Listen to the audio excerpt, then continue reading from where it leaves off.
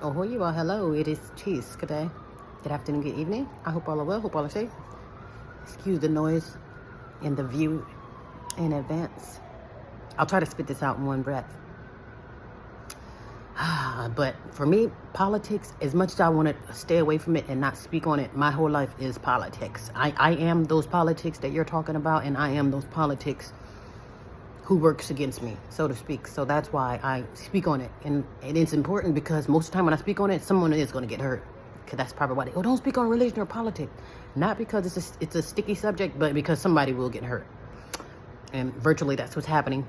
People are being hurt, people are being murdered. And then politics, when it's used to work against us, so basically us against us, people who look like me, the real Mohegans. I'm not talking about the niggers like Kamala Harris or Obama come here, but they appear to be us or pretend to be one of us, and they're not. They are not like us. That's what that song means.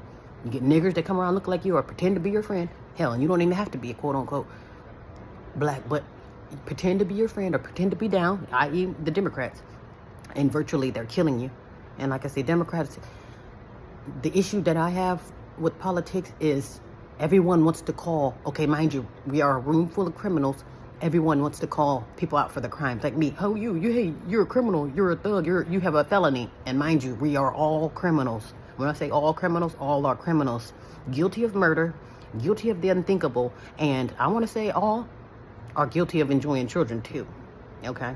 So with that being said, we can zoom in, oh, what, Trump has a felony, he has 100 felonies. And I'm thinking like, you would too. It's kind of like, okay, a speeding ticket. We're both speeding. You get pulled over, you get the ticket. So now you're known as, oh, hey, you got a speeding ticket. Now, not me. Every time I drive, I speed. I just don't have a ticket. That's how these sex offenders work. That's how these crimes work. Basically, the government, that's nothing but a bunch of criminals. They're just not on record. You see what I'm saying? The country was built on crime, meaning we came here with blood and we're going to leave with blood. You see what I'm saying? If I have to kill you and push you out the way, reindoctrinate you and give you a new identity, that's called a crime. And really that's called so many other things, but just to keep it short and sweet, at the end of the day, we're dealing with all criminals.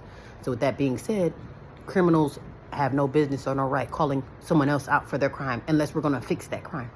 So if he's guilty of all this, this, and that, are you getting rid of everyone who's guilty of this, this, and that? And if the answer is no, we're just coming after Trump, then it's like, let's shut up. Because the problem will not be solved. Again, we're focusing on Trump for grabbing everyone by the crotch.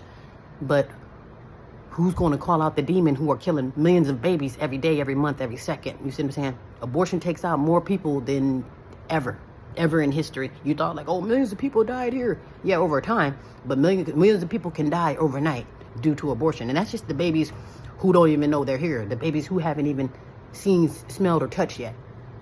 And what they can do, they can feel that pain, though, of you killing them in the womb. And like I say, that's going to have to be taken account of for, too. You know, so we haven't even gotten to the part of the Democrats who, okay, well, now it's time to kill the men, women, and children. They're doing that right now. And no one focuses on it. Everyone want to clap. Oh, well, they're working for me. They benefit me, so let me clap. I have a reason to smile. I have a reason to celebrate. I can promise you, you putting that...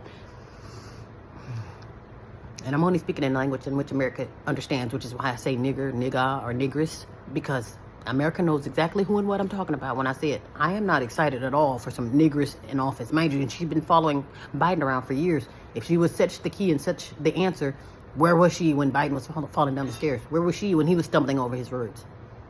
You don't give advice, you know?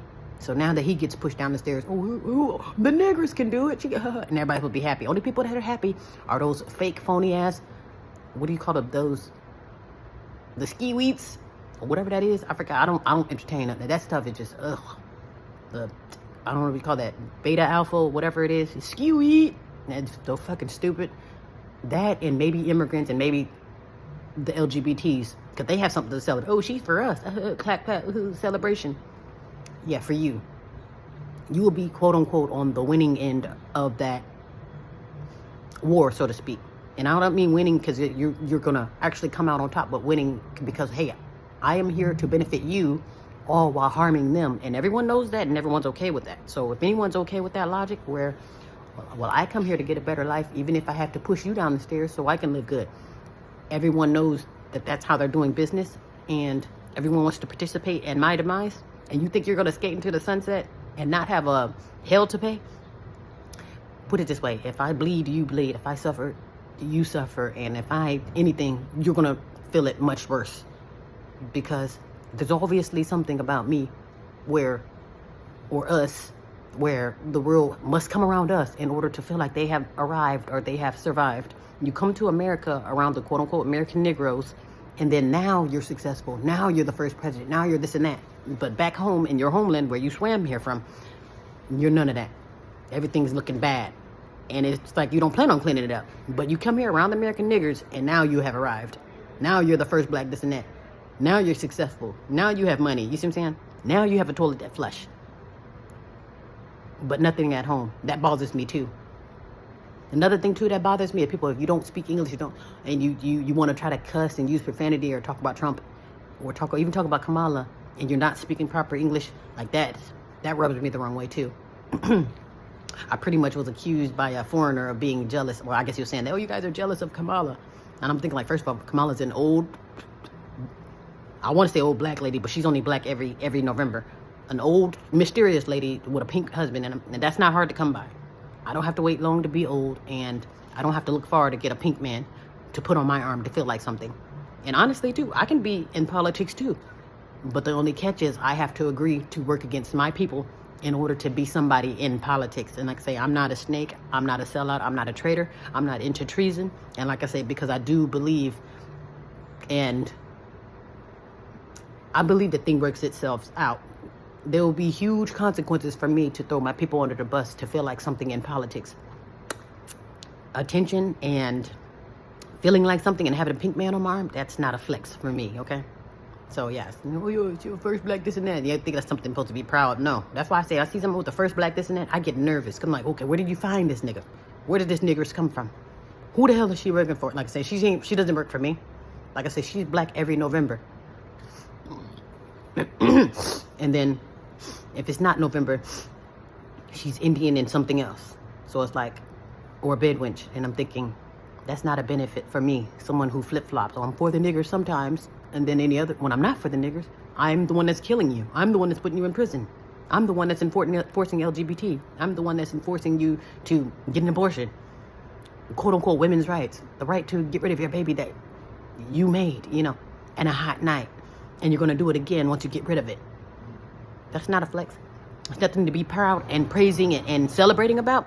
And like I said, those who are celebrating, you want to celebrate my demise while you think you're going to skate into the sunset? Oh, yes. You tell Queen Elizabeth I said hello.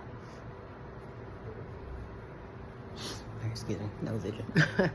Yeah, so stuff like that. People who do business like that, that's called shady business, I don't do shady business. I do legit business. So that means whenever I do cleanup, you'll know exactly what this is and where this came from, So yes. Yeah, so for those who think that, oh, this is time to celebrate Skewy Sigma. I don't even know what the hell, I forgot what that is anyway. That fraternity, Greek fraternity, and it's just annoying, really. It's stupid. Sorcery, too, at the end of the day. So here's the thing. If you're into sorcery, or if you're into celebrating someone else's demise so you can feel like something, so you can finally arrive when you get around the dead Negroes of America, and you think that you arrived, all while you're not shit, and all while home is terrible, literally, this is how you know that this world is effed up.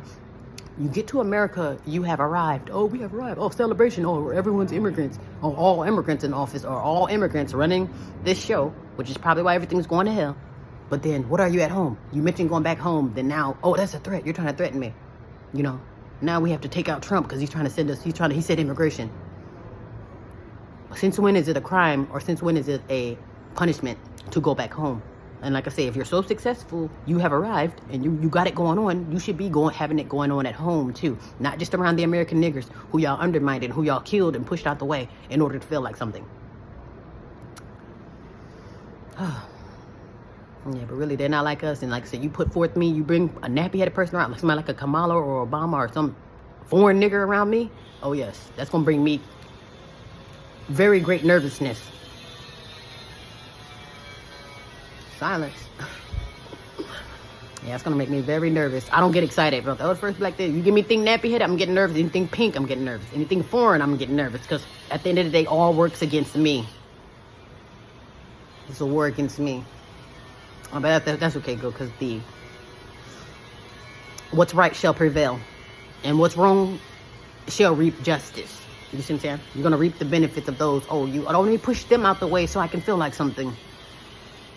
Let me give you their trinkets, or let me give you their blood so you can feel like something. Let me have them do their dirty work so you can sleep well at night. And then while they eat out the garbage cans. Oh, it don't work like that, honey. Because if I did that, oh, it'll be instant karma. Now, you may think you're getting away with it now, and by participating in, oh, let's root for my demise so that y'all can feel like something, because you had to swim here for a better life. But just know that's going to end very terribly, because again, if I'm uncomfortable, the whole world will be uncomfortable. And that's a will be uncomfortable. I can promise you that. But other than that, I hope all are well, hope all are safe.